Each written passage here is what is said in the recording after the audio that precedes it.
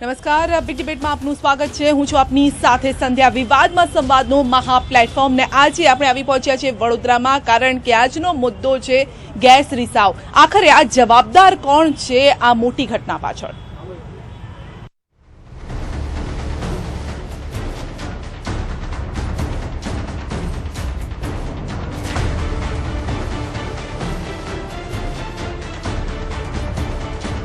તો ગઈકાલે લગભગ 10 જેટલા વડોદરાના વિસ્તારમાં ગેસ રિસાવની અસર જોવા મળી હતી। 30થી વધુ ફાયર ફાઇટર પણ બોલાવવામાં આવ્યા હતા અને તપાસનો ધમધમાટ ચાલી રહ્યો છે। પરંતુ જીપીસીબીનું કહેવું છે કે આ ગેસ રિસાવની જે અસર જોવા મળી રહી છે તે પર્યાવરણના બદલાવના કારણે જોવા મળી રહી છે, પરંતુ લોકોમાં ફફડાટ હજુ સુધી જોવા મળી રહ્યો છે।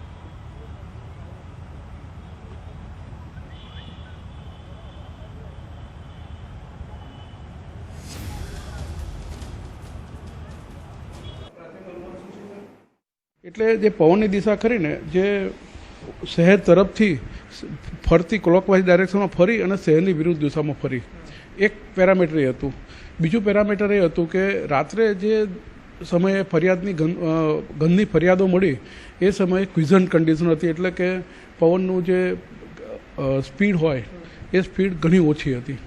અને ત્રીજું એક નોંધપાત્ર બાબત એ ધ્યાનમાં આવી છે કે દિવસના સમયનું જે ટેમ્પરેચર હતું અને રાત્રિના સમયના ટેમ્પરેચરમાં લગભગ 7 થી 8 ડિગ્રીનો તફાવત હતો।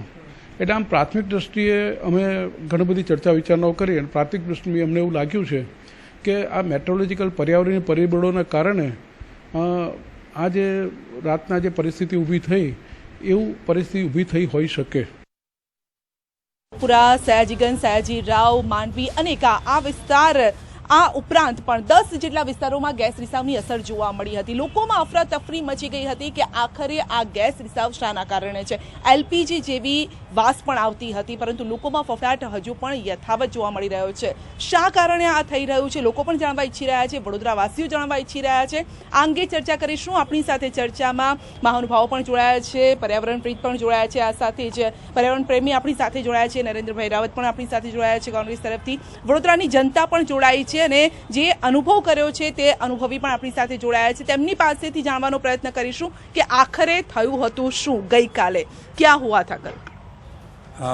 લગભગ 9:30 વાગે મારા બંગલાની બાજુમાં એપાર્ટમેન્ટ છે, ત્યાંથી લોકોએ બૂમ પાડી કે તમારા ઘરની પાઇપલાઇન ગેસ લીકેજ થાય છે। જનરલી એ નવું એપાર્ટમેન્ટ છે એટલે ત્યાં પાઇપલાઇન ગેસ હજુ આવ્યો નથી। અમારા 8 બંગલોઝમાં પાઇપલાઇન ગેસ છે, એટલે we all are so worried. અમે લોકો એકદમ ટેન્શનમાં આવી ગયા અને જે મીટરવાળો ભાગ હોય એટલે ત્યાંથી બધા સૂંઘતા અમે લોકો જોવા માંડ્યા। અમને એવું જ લાગ્યું કે અમારી પાઇપલાઇન લીકેજ છે, કારણ કે જે સ્મેલ આવતી હતી અમારા ઓપન એરિયામાંથી આવતી હતી અને અમે ઇમિડિયેટલી અમારા બધાના વાલ બંધ કર્યા। જે મેઇન વાલ કદાચ વર્ષો પછી રોહિતભાઈ અમે લોકો બંધ કર્યા હશે, એટલે મેઇન વાલ બંધ થતાં પણ ઘણી બધી વાર થઈ, પણ બાજુના એપાર્ટમેન્ટવાળાએ પછી બૂમ પાડી કે બહારથી પણ સ્મેલ આવે છે। પણ આ બધું કરતાં લગભગ 1.5 કલાક થયો। 1.5 કલાકમાં હું એવું માનું કે જે નરમ હૃદયનો હોય ને, મેં ગઈકાલે 2 થી 3 જણને કીધું કે જેને આ બધું સહન કરવાની આદત ના હોય અને ગભરાઈ જાય ને એને કદાચ એટેક આવી જાય। એટલે સ્મેલ એટલી બધી ખતરનાક હતી? સ્મેલ ખતરનાક તો ખરી, પણ તમને રિસ્પોન્સ ના મળે। તમે ગેસ ઓથોરિટીને ફોન કરો, ગેસ ડિપાર્ટમેન્ટમાં તમને રિપ્લાય ના મળે, ફાયર બ્રિગેડમાંથી રિપ્લાય ના મળે। આજે મને તો એમ જ છે કે મારા 2 જ ઘરમાં, મારા 2 બંગલોઝમાં લીકેજ થયું છે। હું આખી વડોદરાની જાણકારી તો મને 11, 11:30 ખબર પડી, પણ 9:30 થી 11 વાગ્યા સુધી જે મગજમાં હાઇપર ટેન્શન ચાલ્યું છે, મને એકલા નહીં, મારી સોસાયટીમાં અમે લગભગ 100 થી 150 જણ, અમારા મુકેશભાઈને અમે બધા ભેગા થઈ ગયેલા હતા। 11:30 પછી મીડિયા મારફતે અમને લોકોને ખબર પડી કે આ એક કોઈ જુદી પ્રકારનો ગેસ છે। 11:30 નહીં, ઓલમોસ્ટ 12, 12:30 વાગ્યા પછી અમને લોકોને ખબર પડી। ત્યાં સુધી અફરાતફરીનો જ માહોલ। મારા ઘરેથી માર્કેટ 4 રસ્તા ઓલમોસ્ટ 2 કિલોમીટર દૂર છે। અમે લોકો 3 વાર ગયા, કારણ કે ત્યાં ડિમોલિશન ચાલતું હતું। એટલે somebody told me કે ડિમોલેશનને લીધે ગેસ પાઇપલાઇન કદાચ તૂટી ગઈ છે। એટલે અમે લોકોએ શું કર્યું, અમારા ઘરના બધાથી દરવાજા ખુલી કાઢ્યા। મારા mother she is 81 years old, તો અમે એમને કહી દીધું કે તમે થોડીક વાર બહાર બેસો, હું આજુબાજુ તપાસ કરું છું। તો ઓલમોસ્ટ જે ધરતીકંપ વખતે લોકો ગભરાયેલા હતા, 9/11 વખતે જે લોકો ગભરાયેલા હતા, સોરી 26/11 બોમ્બે વખતે, એવી રીતનો માહોલ અમારા સોસાયટીમાં ઊભો હતો। લગભગ 1 કે 1.5 વાગે બધી પબ્લિક ધીમે ધીમે ઘરમાં ગઈ, કારણ કે ટીવીના માધ્યમથી અમને ખબર પડી કે આ ગેસ કંઈક જુદા પ્રકારનો છે ને, ઇટ્સ નોટ હાર્મફુલ। પણ એ જે 4 કલાક જે ટેન્શન થાય ને, એના માટે આપણી disaster management once again fail ગઈ છે. જી જી, એટલે કોઈ પ્રકારની એ લોકોને ખબર નથી પડી, અફરાતફરીનો માહોલ છવાઈ ગયો. લગભગ 3 થી 4 કલાક સુધી આ માહોલ રહ્યો હતો. કેટલું ડેમેજ કરી શકે છે એક વ્યક્તિને, વિસ્તારને આ ગેસ? વડોદરા શહેરમાં જે રીતે વડોદરા પશ્ચિમ ભારતની સૌથી મોટી ઔદ્યોગિક નગરી છે, એટલે ગેસના બધી સમસ્યાઓ તો ખૂબ મોટી ગંભીર બનવાની જ છે.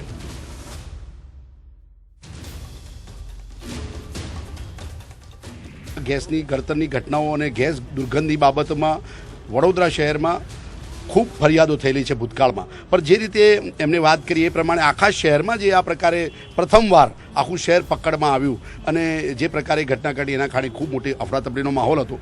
અને સરકાર દ્વારા કે જે ગુજરાત પોલ્યુશન કંટ્રોલ બોર્ડ કે કોર્પોરેશન આ બાબતની માટે કોઈ પણ તૈયાર નથી. જે પ્રકારે ડિઝાસ્ટર મેનેજમેન્ટ વડોદરા શહેરમાં હોવું જોઈએ કે ટેકનોલોજીકલ હેઝાર્ડ્સ અહીંયા સૌથી વધારે થઈ શકે, વડોદરા શહેર એક બોમ્બ પર બેઠું છે. આ પ્રકારની કોઈ તૈયારી નથી. વડોદરા શહેરને ક્યારે ભરખી જશે એ કોઈને ખ્યાલ નથી, કારણ કે વડોદરા શહેરની આજુબાજુ મેજર હેઝાર્ડસ કેમિકલ ઇન્ડસ્ટ્રી એટલી બધી છે અને એના માટે સરકારે ડિઝાસ્ટર મિટિગેશન પ્લાન બનાવવો જોઈએ. જે પ્લાન ખાલી કાગળ પર છે અને એ કદાચ ડિઝાસ્ટર થાય તો એને પહોંચી વળવા માટેની કોઈ સુવિધાઓ આ સરકારે કરી નથી. નહીં તો ઉદ્યોગોને કંટ્રોલમાં કોણ રાખશે? કારણ કે નિયમ કાયદા તો ઘણા બધા છે. સરકાર અને ગુજરાત પોલ્યુશન કંટ્રોલ બોર્ડ. પણ આ તો ખૂબ મોટું નેક્સસ છે અને આની અંદર ખૂબ મોટા પાયે ભ્રષ્ટાચાર છે. વડોદરા શહેરમાં જે આ લાગણી ઊભી થઈ અને જે પ્રકારે ઈ-ટીવીને અત્યારે તમે માધ્યમો દ્વારા જે જાગૃતિ કેળવી રહ્યા છો, એ જાગૃતિ વિશેષ જરૂરી છે. કારણ કે આ તો આ ગેસ કશું અસર કરી શકે એમ નહોતું એવું કહેવું છે. ક્યાંથી ગળતર થયો અને કે પ્રકારે ગુજરાત પોલ્યુશન કંટ્રોલ બોર્ડના અધિકારીઓએ જવાબ આપ્યો એ તો પ્રશ્નાર્થ છે. પરંતુ આ ઘટના ક્યારેક મોટી ઘડે તો આખું વડોદરા શહેર ઊંઘમાં તમામ લોકો મૃત્યુ પામશે એ પણ હકીકત છે.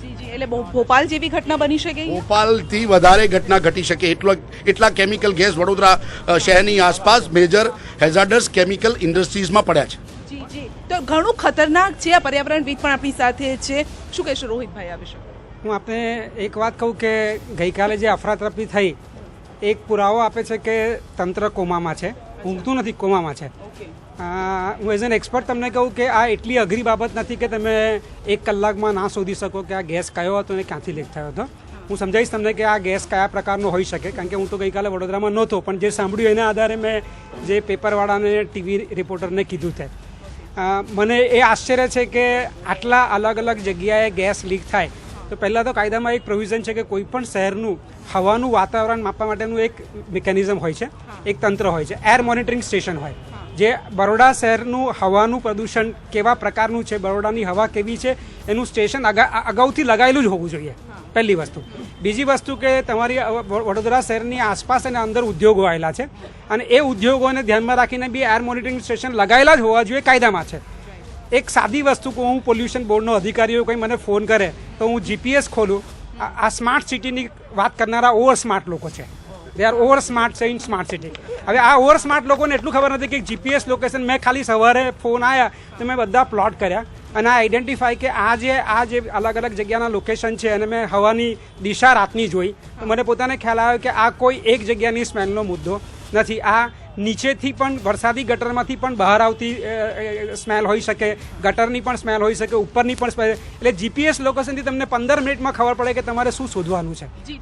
તંત્રને શા માટે હજી સુધી નથી ખબર? તંત્ર અત્યારે જે કહે છે, તમને એક કહી દઉં કે નેચરલ ગેસમાં કોઈ સ્મેલ નથી હોતી. નેચરલ ગેસમાં સ્મેલ નાખવામાં આવે છે, જેને હાઇડ્રોજન સલ્ફાઇડ કહેવામાં આવે છે. એ એટલા માટે કે તમારા ઘરમાં ગેસ લીક થાય તો તમને ખબર પડે કે ગેસ લીક થયો છે. એટલે જે ભાઈએ કીધું ને કે મને ઘણા લોકોએ ફોન પર કીધું કે અમને એવું લાગ્યું ગેસ પાઇપલાઇન લીક છે, તો અમે એનાથી ગેસ કરીએ. કોઈને પૂછે કે ઉંદર મરી ગયો એવી ગંધ મારે છે, ડુંગળીની સ્મેલ મારે છે, ગટરની સ્મેલ મારે છે. આટલા સાદા સિમ્પલ સવાલ. અને આ હું તમને 1960ની ચોપડીની વાત કરું છું. એમાં ઓવર સ્માર્ટ થવાની કોઈ જરૂર નથી. એ સ્માર્ટનેસ ના હોય તો બહુ જૂની વાત છે. મને એવું લાગે છે કે જે થયું છે, હું ટુ ધી પોઈન્ટ તમને કહું તો અત્યારે 2001માં વડોદરા આવી સ્મેલનો સામનો કરી ચૂક્યું છે.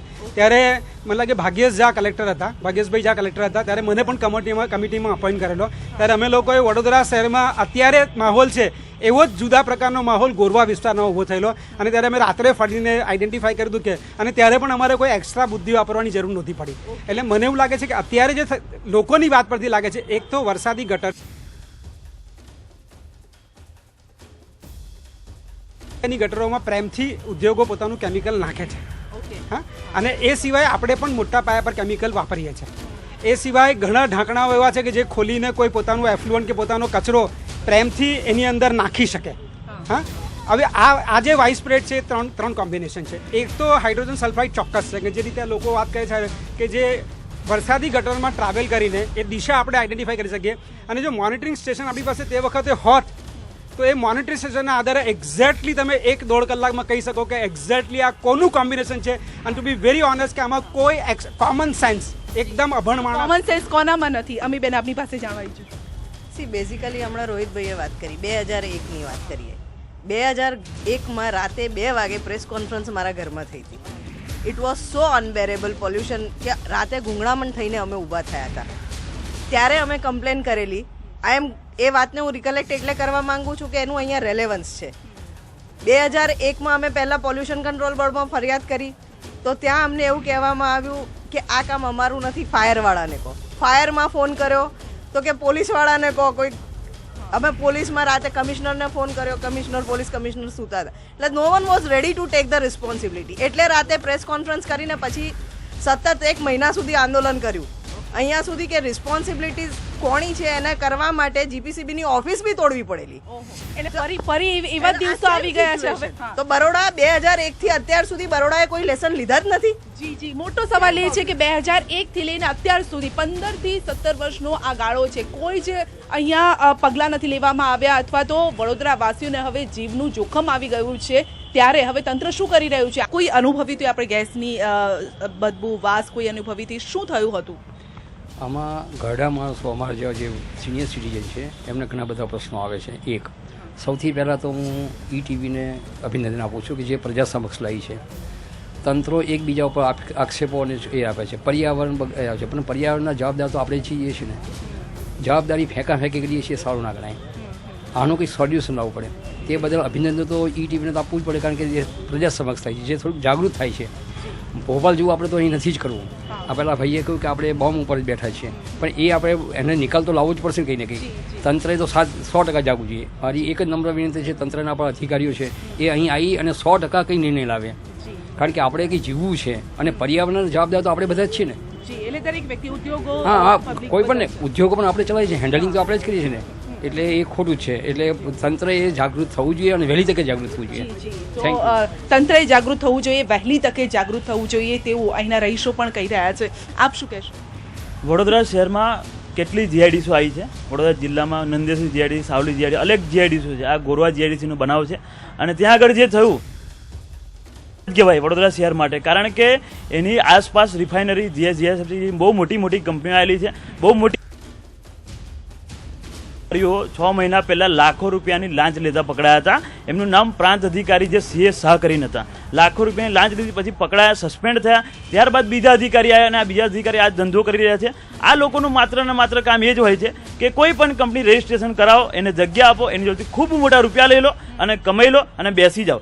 આ લોકોને કોઈ વડોદરાની જનતાની કે ગુજરાતની જનતાની પડી નથી. આ લોકો માત્ર પૈસા માટે જ બેઠા છે અને આ તંત્ર હંમેશા ખોખલું છે. ગુજરાતના ડિપાર્ટમેન્ટમાં તમે વાત કરશો તો પણ એ કોઈ જવાબ નહીં આપે, કારણ કે એ લોકો જનતાના લીધે નથી પરંતુ ઇન્ડસ્ટ્રીયલ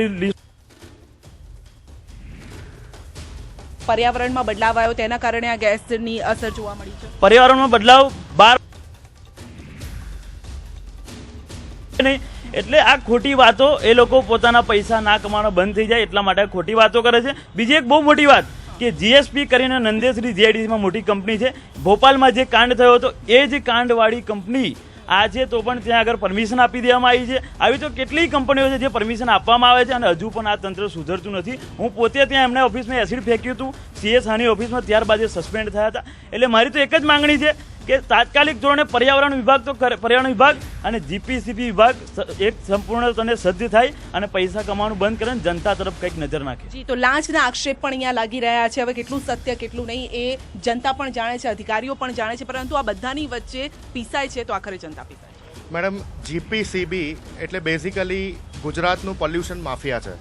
એ ખૂબ જ પૈસા લઈને કોઈ પણ ટાઈપની કંપનીને પરમિશન આપી દે છે. બીજું, વડોદરા મહાનગર સેવા સદનની જ્યારે વાત કરીએ, વડોદરા શહેરની 25 લાખની આબાદી છે, તો વડોદરાની જનતાને ફરી વખત યાદ કરાવું કે 1971માં જ્યારે પાકિસ્તાન સાથે વોર થઈ હતી, એ વોરના દરમિયાન ઇન્દિરા ગાંધીજીએ સેમ ટુ સેમ જીએસએફસીની ફેક્ટરી આખી એક ઊભી કરી હતી, ડમી ફેક્ટરી. એ શું કામ? કારણ કે જીએસએફસી એક એવું ન્યુક્લિયર છે, એક એવું એસિડ અને એક એવો ગેસ છે કે જો એને કંઈ થઈ જાય, એમાંથી કોઈ લીકેજ આવે તો આખું વડોદરા શહેર, આણંદનો પટ્ટો, આ બાજુ ભરૂચનો પટ્ટો ઇફેક્ટ કરી શકે છે. એને જોઈને વડોદરા મહાનગર સેવા સદનના મેયર અને મ્યુનિસિપલ કમિશનર એ લોકોની એવી કોઈ ટ્રીટી કે એવું કોઈ પ્લાનિંગ નથી કે એ લોકો પાસે કોઈ ઇક્વિપમેન્ટ હોય કે આ ટાઈપનું લીકેજ, આ ટાઈપનું ગેસ એ એકચ્યુઅલીમાં શું છે. ગઈકાલે જે બનાવ બન્યો સમગ્ર વિસ્તારમાં, સમગ્ર વડોદરામાં લોકોને એવું જ લાગ્યું કે અમારા ઘરમાંથી કે અમારી સોસાયટીમાંથી લીકેજ થયું છે. અમે લોકોએ ફાયર બ્રિગેડને ઘણા કોલ કર્યા, અમે લોકોએ પોલીસને 100 નંબર પર ફોન કર્યા. તમે બિલીવ નહીં કરો, 100 નંબરનો ફોન 15 મિનિટ સુધી એંગેજ આવે છે. તો વડોદરા વાસીઓ અને વડોદરા સિટી અને જિલ્લો, ડિસ્ટ્રિક્ટ કેટલું સુરક્ષિત છે એના પરથી. જી, એટલે જનતાને હવે મદદ માંગવી હોય તો પછી જાય ક્યાં? કારણ કે ફોન કરે છે, ફોન બિઝી આવે છે, ક્યાં મદદ લેવા જશે? આમ જેમ રીતે અમી ભાભી અમને કીધું કે 2001ની સાલમાં જ આવી રીતે ગેસ ગળતરની ઘટના બની હતી અને જીપીસીબી જે છે એને વારંવાર જાણ કરવા છતાં પણ કોઈ નિકાલ ન આવ્યો અને ઓફિસોની તોડફોડ કરી. એ વાતનો હું પણ સાક્ષી છું કે એ ટાઈમ ઉપર જ્યારે જીપીસીબી ગેરી કમ્પાઉન્ડ છે ત્યાં આગળ જઈને ઓફિસમાં તોડફોડ કરવી પડી અને એ તોડફોડ દરમિયાન જ્યારે 2 દિવસ પછી આની અસર થઈ ત્યારે ગેસ લીકેજની ઘટના બંધ થઈ. તો હું એક જ વસ્તુ કહેવા માગું છું કે શું તંત્ર એવું જ ઈચ્છે છે કે એમની ઓફિસોમાં આવીએ, તોડફોડ કરીએ અને અધિકારીઓની જોડે મારઝૂડ થાય તો જ તમે લોકો આનો નિરાકરણ લાવી શકશો? જો આજે 15 વર્ષ 17 વર્ષ પછી પણ આવી ઘટનાઓ જો બનતી હોય તો વડોદરા શહેરની જનતાને જો કશું પણ થઈ જશે તો એનું જવાબદારી કોણ? જીપીસીબી લેશે કે ભાઈ આ જે મરણ પામશે કે એ લોકોની ઘટના જે થશે એના જવાબદાર કોણ? કોણ જવાબદાર? કારણ કે આપણે મોતનો આંકડો વધે અથવા તો ત્યાં સુધી પહોંચવાનું છે, કઈ તંત્રએ પગલાં લેવાના છે? જવાબદાર સંપૂર્ણપણે તંત્ર જ છે. તંત્ર એવું ઈચ્છતું નથી. આ ઘટના જોતા એવું લાગે છે તંત્ર એવું ઈચ્છતું જ નથી કે વડોદરાની જનતા સુરક્ષિત રહે. જો આવી ઘટના ઘટે ને તંત્ર હરકતમાં ના આવે તો આનાથી શરમજનક ઘટના કોઈ કહી જ ના શકાય. જી, લગભગ 30 જેટલા ફાયર બ્રિગેડ પણ ત્યાં પહોંચી હતી. 100 થી વધુ કોલ્સ ગયા હતા. અમુક કોલ્સ જેવી રીતે ભાઈએ કીધું કે કોલ્સ કર્યા પરંતુ કોલ કોઈ રિસીવ પણ નહોતું કરતું. 15 મિનિટ સુધી એંગેજ આવતા હતા. આવી કોઈ અફરાતફરીનો માહોલ હોય તો પછી જનતા શું વિચારે? ક્યાં જવું? હવે જનતા તો ક્યાં જાય? જનતા તો પોતાના તંત્રને જ એ કરે. હવે તંત્ર સિવાય આપણે પણ વિચારવું જોઈએ કે આપણાથી જ આમ તો પ્રદૂષણ થઈ રહ્યા છે અને ઉપરથી આપણે તંત્ર બીજી રિફાઇનરીઓ અને કેમિકલ્સના જેમ જેમ ઉપયોગો વધતા રહ્યા છે તેમ તેમ આ પ્રદૂષણ વધતું જ રહેવાનું છે. આપણા 2-3 દિવસથી હમણાં ગરમી પણ બહુ પડે છે, એ લગભગ એક આનો જ હિસ્સો છે. જી, ગરમી પણ પડે છે અને આપણે જોઈ પણ શકો છો હજુ પણ એ પોલ્યુશન હવામાં પણ દેખાઈ રહ્યું છે. લોકો હજુ પણ ડરેલા છે, ભયભીત છે, પરંતુ આ ભયની ભીતિ કોણ દૂર કરશે? હજારો લોકો ભયભીત હતા. આજે પણ તેની અસર જોવા મળી રહી છે. પરંતુ રોહિતભાઈ, આખરે ઉકેલ શું હોઈ શકે આનો? પહેલાં તો હું કહું કે પોલ્યુશન કંટ્રોલ બોર્ડ ગઈકાલે જે 2 કલાક સામાન્ય માણસની જેમ ભાગદોડ કરતું હતું તો પહેલાં તો મોનિટરિંગ સ્ટેશન વડોદરામાં એમને ખબર ના હોય તો હું જીપીએસ લોકેશન દોરીને આપવા ત્યાં. એ લોકો પણ ભયભીત હતા ગઈકાલે, એવું જ દેખાયું. એટલે એ લોકો કહેતા કે અમને ખબર નહીં પડતી કે શું હોઈ શકે. હવે માન લો ડૉક્ટર એવું કે ઓપરેશન થિયેટરમાં કે કઈ નસ કાપી મને ખબર નથી પડતી. મારા સાથે કે અત્યારે મોનિટરિંગ સ્ટેશન વડોદરામાં નથી, તે લોકેટ કરીને જીપીએસ લોકેશન આપી શકીએ એમ છે. ક્યાં ક્યાં લગાવવા જોઈએ એના માટે દોડવાની છે. તમે એ મોનિટરિંગ સ્ટેશન પરથી આઈડેન્ટિફાઈ કરી શક્યા હોત કે કઈ જગ્યા પર કોનું છે. આમાં બહુ બી 1960ની ટેકનોલોજીની સમજ ચાલે એવી છે. આમાં એક્સ્ટ્રા સ્માર્ટ થવાની કઈ જરૂર છે? એ તો એટલે લોકેશનની વાત કરું છું. બીજી વસ્તુ કે તંત્ર જે ડિઝાસ્ટર મેનેજમેન્ટ છે, જેના ડિસ્ટ્રિક્ટ કલેક્ટર હેડ છે લોકલ, એમની પાસે તમે એમની ઓફિસમાં જાઓ તો તમે ઓફિસ જોઈને તમને આશા થશે કે આ ડિઝાસ્ટર હેન્ડલ કરી શકે કેમ. એની પાસે એક્સપર્ટ જ નથી. એટલે એ ડિઝાસ્ટર મેનેજમેન્ટને કાર્યરત કરવાની જરૂર છે અને એનું ડિઝાસ્ટર મેનેજમેન્ટ જે ડિઝાસ્ટર હાલતમાં છે એને મને લાગે સિસ્ટમિક ચેન્જ કરવો પડશે. તમે એડહોક કોઈ પ્રશ્નનો ઉકેલ નહીં લાવી શકો.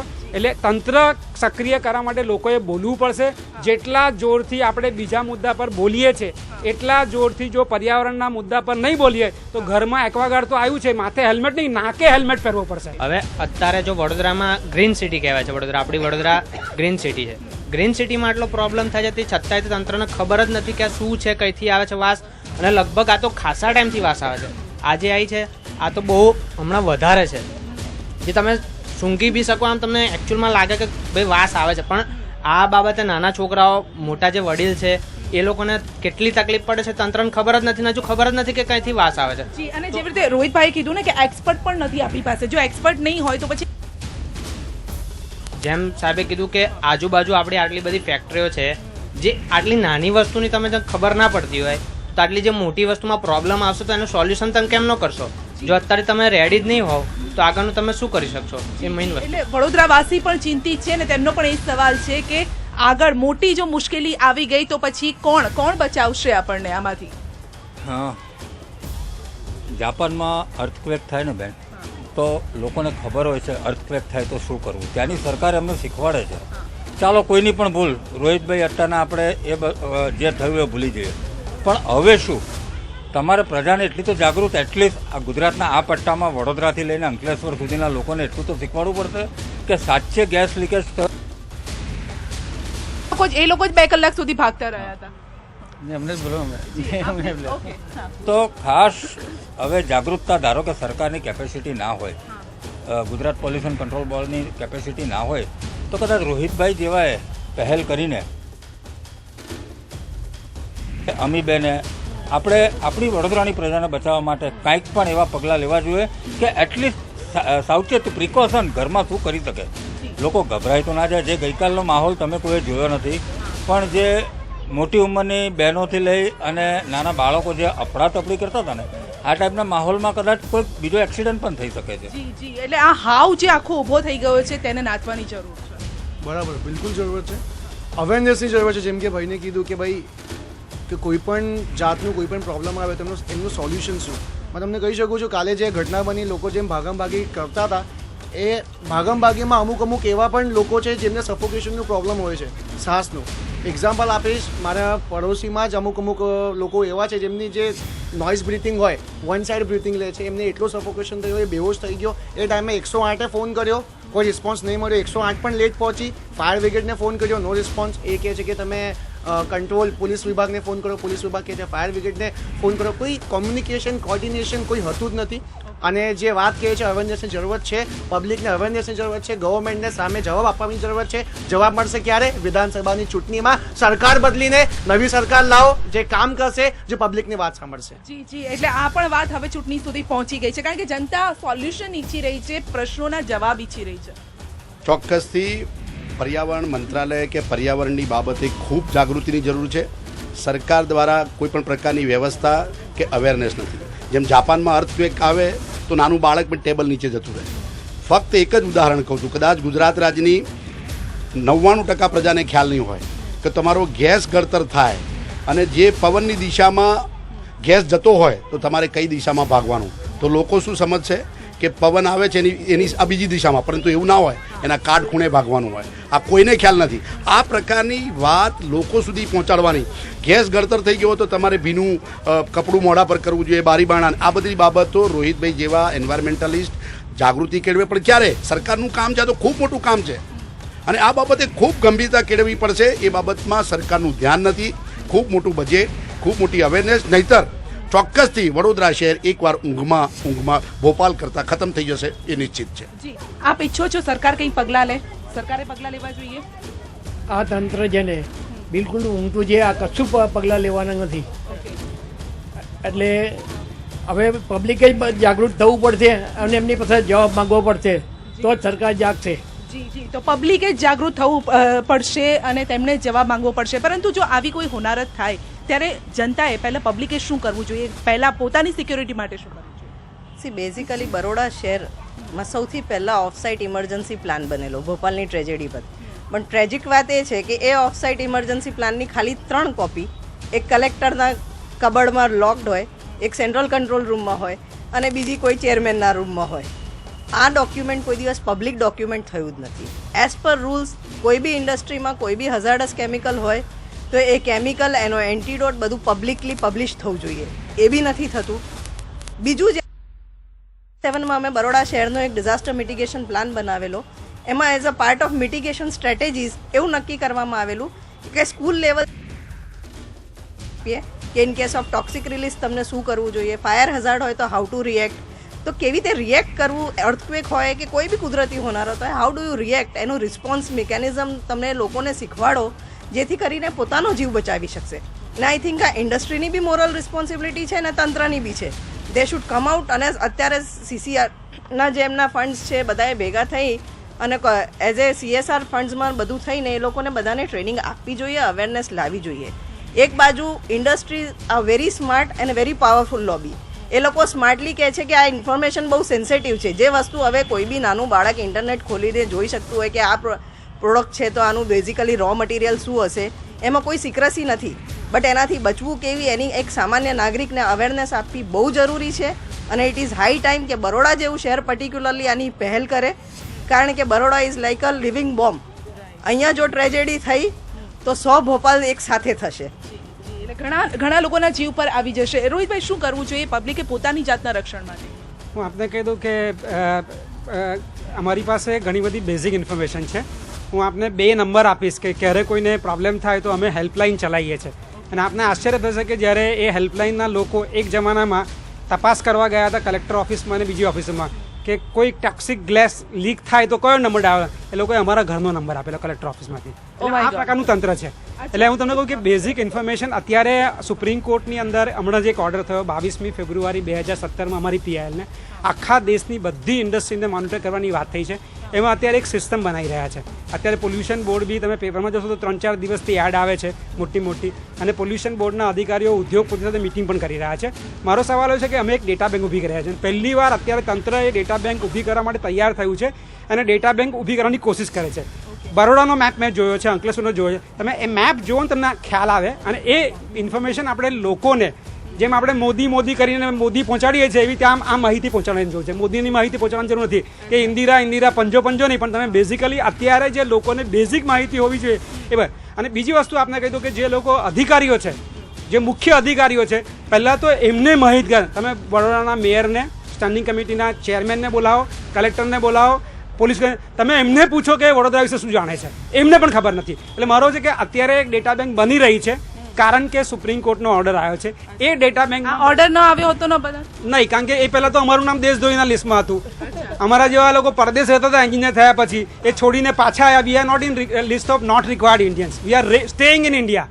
અને અમારા પર લેબલ છે દેશદ્રોહીનું, કારણ કે પર્યાવરણની વાત કરીએ છીએ, વિકાસના મુદ્દાને જે ડિઝાસ્ટર છે એને ચેલેન્જ કરીએ છીએ. મને લાગે છે કે મૂળભૂત માહિતી બની રહી છે અને લોકોએ માહિતી માંગવી પડશે. લોકો મોબાઈલમાં ડૂબી જવાને બદલે, હવે હું લોકોને પણ કહું, લોકો મોબાઈલ ડૂબી જવાને બદલે મોદી કરવાને બદલે જો એમને હવે આ ધરતી પર જીવવું હશે ને આ ગરમી તમને ઇશારો કરી રહી છે કે પર્યાવરણમાં મૂળભૂત ફેરફાર. તમે વડોદરાનું વટવાથી લઈને વાપી સુધીનો વિસ્તાર 1 લાખ ગણો ડિઝાસ્ટર ભોપાલ કરતાં મોટો કહી શકાય એટલો મોટો પોટેન્શિયલ ડિઝાસ્ટર ધરાવે છે. તમે એની કેમિકલ એનું લિસ્ટ જુઓ ને, હું જ્યારે એક રિપોર્ટ જો, મને રાત્રે ઊંઘ નથી આવતી, તમે રિપોર્ટ જો કંઈ થાય તો. એટલે આ માહિતી લોકો માંગે, લોકો નેટ પર વોટ્સઅપ પર આ માહિતી વાંચે અને સરકારનો કાન પકડે. આ સિસ્ટમને રિપેર કર્યા વગર તમે એડહોક એકલા નહીં કરી શકો. આ સફાઈ અભિયાનવાળી વાત જે નરેન્દ્ર મોદી કરે છે ને એ ખુલ્લે મેં શૌચ મત કર. મારો સવાલ છે કે ખુલ્લે મેં તું ઇન્ડસ્ટ્રી કો બોલ કે वो शौच खुले में नहीं करे. જી તો ઘણી મોટી વાત કરી છે. ઇન્ડસ્ટ્રીઝ ખુલ્લામાં શૌચ ન કરે તો પછી આખરે જનતાને કેમ દોષી ઠેરવવામાં આવે છે? પછી આ બધું રાજકારણ કેમ પછી પડી જાય છે? કારણ કે આ પર્યાવરણની બાબતમાં, ગેસની બાબતમાં લોકોને ડાયરેક્ટ અસર ના થાય આવી કોઈ ઘટના ઘટે પછી ધ્યાનમાં આવતું હોય છે. અને ઇન્ડસ્ટ્રીઝ એટલી મોટી પાવરફુલ લોબીઝ હોય છે કે હાઈલી કરપ્ટેડ, અને એના કારણે એ લોકો તંત્રમાં સામાન્ય માણસ, આ રોહિતભાઈ પ્રજાપતિ જેવા સુપ્રીમ કોર્ટ સુધી લડવા જાય એના આધારે થઈ શકે, પરંતુ નાનો વ્યક્તિ લડી શકતો નથી. સરકાર આ બાબતમાં સહેજ પણ જાગૃત નથી. આના માટે ખૂબ મોટી જાગૃતિની જરૂર છે. લોકોએ લોક આંદોલન કરવું પડશે. રોહિતભાઈ પ્રજાપતિ જેવા કેટલાય લોકોને બહાર આવવું પડશે. તમે જાણો એમને શું કહ્યું કે 1 લાખ કરતાં વધારે ભયંકર ભોપાલ કરતેની ઘટનાઓ.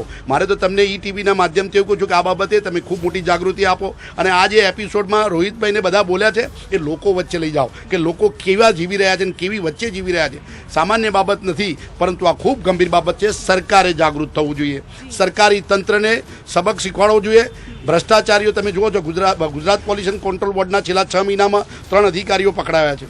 અત્યારે જેલમાં છે એક તો અધિકારી. એટલે તમે સમજી શકો કોઈ પણ પ્રકારની ગંભીરતા નથી. સરકાર આમાં ફંડ ખૂબ મોટો ભેગો કરે છે. જી તો ગંભીરતા જનતાએ લાવવાની જરૂર છે તેવી વાત અહીંયાથી તેવી માંગ પણ ઉઠી રહી છે. અને જેવી રીતે વાત કરી કે વાપીથી વટવાથી વાપી સુધીનો વિસ્તાર આખો ડિઝાસ્ટર છે. લોકો જવાબદાર છે, ઉદ્યોગો જવાબદાર છે. સૌપ્રથમ તો એક વાત કરું કે યુવાને કીધું કે ચૂંટણીઓ આવે છે પેલું આવે છે.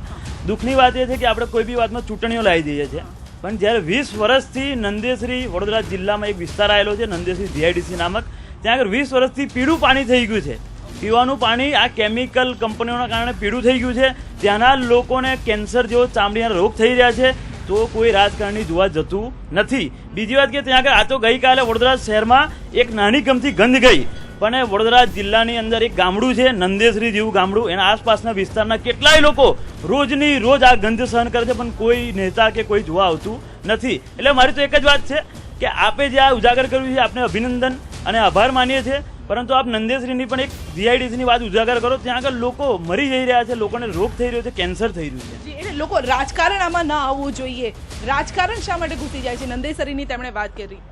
નહીં, આ બાબતમાં રાજકારણ કંઈ ઘૂસ્યું નથી, કારણ કે લોકોની એ પ્રકારે જાગૃતિ નથી. અને જે પ્રકારે તમામ આજુબાજુની ઇન્ડસ્ટ્રીઝમાં જમીનની અંદર જે પાણી નાખીને આખું પોલ્યુશન કરવામાં આવે, જેના કારણે પીવાનું પાણી પણ પીળું મળે છે. એટલે આ બાબતે લોકોમાં બી જાગૃતિ નથી, અને એ લોકોમાં જાગૃતિને ફરિયાદોની સંખ્યા વધે તો તંત્ર થોડું જાગૃત થાય. આ તો કોઈ ડિઝાસ્ટર થાય, કોઈ કેમિકલ ઇન્ડસ્ટ્રીઝમાં જ્યારે બી અકસ્માતો થાય છે ત્યારે થોડોક સમય પેપરોમાં આવે છે અને એ લોકો સ્માર્ટલી બંધ કરી દેતા હોય છે. એટલે રાજકારણ ઘૂસવાની જગ્યાએ લોકોએ જાગૃત થઈને રાજકારણીઓને પકડવા જોઈએ એવું મારું કહેવું છે. જી, લોકોએ જાગૃત થવું જોઈએ, કારણ કે આ તો અનુભવ આપે ગઈકાલે પોતે કર્યો છે, આપની સોસાયટીના લોકોએ કર્યો છે. બહુ જ બધી વાર કીધું, લોકોએ જાગૃત થવું જોઈએ, પણ હું બીકોમ ના ભણ્યું હોય તો મને એકાઉન્ટ આવડે જ નહીં. મને કોઈ શીખવાડનાર તો જોઈશે, આમ પ્રજાને શીખવાડનાર તો કોઈને જોઈશે. આજે સતત છેલ્લા 24 કલાકથી અમે લોકો આ કેમિકલની જ વાત કરીએ છીએ. આતંકવાદ કરતાં પણ નરેન્દ્રભાઈ કદાચ આ કેમિકલ વાદ અત્યારના હાલની તારીખમાં બહુ મોટો વાદ થઈ ગયો. આતંકવાદથી લોકો નહીં ગભરાય, કારણ કે હવે એમાં પ્રિકોશન લોકોને ખબર પડે છે. તો આ કેમિકલ તો ક્યાંથી ક્યારે કેવી રીતના આવશે કોઈને ખબર નથી. આમ પ્રજાને શીખવાડવા માટે સરકારે કોઈ પણ રીતે પગલાં કરવા પડશે, નહીંતર ભોપાલમાં 25,000 લોકો આજની તારીખે 30 વર્ષે પણ અપાહિજ થઈ ગયા છે. વડોદરાનું જે નરેન્દ્રભાઈએ કીધું, વડોદરાની તો શું હાલત થશે, આપણી આવનારી બીજી ત્રીજી પેઢી પણ આવી અપંગ પેદા થશે. સો આપણે સરકારને અને પર્ટિક્યુલરલી પોલ્યુશન કંટ્રોલ બોર્ડને તો હું કંઈ બહુ ઇમ્પોર્ટન્ટ નથી આપતો, પણ સેન્ટ્રલ ગવર્મેન્ટે આ વસ્તુ તમારા માધ્યમથી, તમારી 24 કલાકની ચેનલ છે, સેન્ટ્રલ ગવર્મેન્ટે આ બાબત માટે ચોક્કસ પગલાં લેવા જોઈએ. તમે કોઈ દિવસ એવું જોયું છે કે યુરોપિયન કન્ટ્રીઝમાં કે અમેરિકન કન્ટ્રીઝમાં આપણા જેવી આવી હાલત કોઈ પબ્લિકની હોય? તો આપણે શું કામ આવી બધી હાલતોમાં પસાર થવું? જ્યારે આપણે 21st સેન્ચુરીની વાતો મોટી મોટી કરીએ છીએ તો આ તો બહુ બેઝિક એમ્યુનિટીઝ જરૂરિયાત છે. તો આના માટે સરકાર ચોક્કસ પગલાં લે, કારણ કે આમાં રાજકારણ તો કદાચ નહીં આવે, વચ્ચે લોકોનો જાન જશે ને, કદાચ એમના જ પરિવારનો કોઈ માણસ જશે. આજ કોઈ પણ પક્ષનો હશે રાજકારણનો, એનો કોઈ પરિવારનો આવી રીતના કેમિકલને રિએક્શનમાં મરી જશે અથવા અપાહિત થઈ જશે, તો એનો જિમ્મેદાર કોણ? પ્રજાને સારી રીતે સુખી રીતે જીવાડવી હોય ને તો કદાચ આ કૌભાંડ, કોઈ પણ જાતના કરપ્શન બંધ કરીને પોલ્યુશન કંટ્રોલ બોર્ડ જે આ લોકો બધા કહે છે એ રીતના કે ઇન્ડસ્ટ્રીઝમાં સાઇન કરવાના રૂપિયા હોય છે. મેં સાંભળેલું છે, મારી પોતાની ઇન્ડસ્ટ્રીઝ નથી, આઈ એમ જસ્ટ હોલસેલર, પણ એક સાઇન કરવાના જે પૈસા હોય એને આપણે ટ્રાન્સપરન્ટ વહીવટ કેવી રીતના બને, એમાં કોઈ આવા કર્મનિષ્ઠો પાસેથી કોઈક સારું એક આખી સિસ્ટમ ડેવલપ કરી અને તો જ કદાચ આ કેમિકલ ઇન્ડસ્ટ્રીઓ અને પર્ટિક્યુલરલી મોટી મોટી કંપનીઓ કેમિકલ છોડવા માટે અથવા ઇન્ફ્લુએન્સ ચેનલમાં ફેંકવા માટે એ લોકો કોઈક અસરકારક પગલાં લેશે. જી જી, રોહિતભાઈ, ઘણા બધા નિયમો છે. ઉદ્યોગો જ્યારે કોઈ પણ સ્થાપતા હોય છે ત્યારે ઉદ્યોગ સ્થપાઈ જાય પછી પણ ઘણા બધા નિયમો લાગુ પડતા હોય છે, પરંતુ નિયમોનું પાલન શા માટે નથી થતું? છુપી રીતે એ પાણી નહેરમાં નાખી દેવામાં આવે છે, જમીનની અંદર ઉતારી દેવામાં આવે છે. એનું કારણ એ છે કે આપણા જે મોજૂદ કાયદાઓ છે, એક તો એનો ઇફેક્ટિવ ઉપયોગ નથી કરવામાં આવ્યો. સુપ્રીમ કોર્ટે પહેલી વાર એવું કીધું છે કે જે ઉદ્યોગો આ પ્રકારનું વર્તન કરે છે એ ઉદ્યોગો સામે ફોજદારી રાહે કાર્યવાહી કરો. કાયદામાં પ્રોવિઝન છે 6 વર્ષની જેલથી લઈને લાખો રૂપિયાના દંડનું પ્રોવિઝન છે. પહેલી વાર સુપ્રીમ કોર્ટે કીધું છે અને અત્યારે પોલ્યુશન કંટ્રોલ બોર્ડ કહે છે કે અમે કરીશું.